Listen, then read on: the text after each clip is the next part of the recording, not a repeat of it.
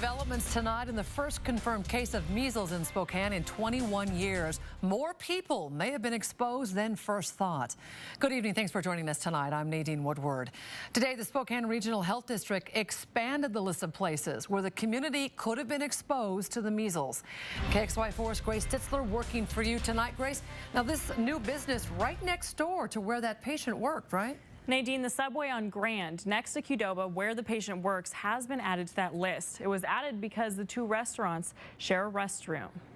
It's a difficult task for the Spokane Regional Health District, figuring out how many people were exposed to measles in Spokane. That's the tricky part of measles containment, is the person is sick with symptoms that seem like a cold, but in fact, then later they develop a rash and might be evaluated and be diagnosed as measles, but they've already been contagious for 4 days. In addition to the Qdoba and subway, the patient also went to the Franklin Park Urgent Care and the North Park Athletic Club. The health district says the people who were there at the same time could be at risk. Anybody that was in any of those facilities at the times listed who is not vaccinated against measles. The woman was also treated in the Providence emergency room on April 16th and 19th.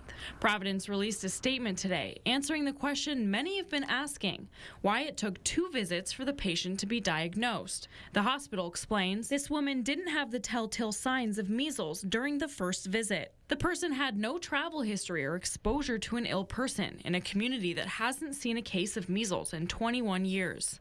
And the early symptoms of measles aren't specific and are similar to other conditions like the flu or the cold. The health department is working to inform the people who are at risk. We know when the person was contagious, and so then we're specifically saying, what were you doing during your contagious period?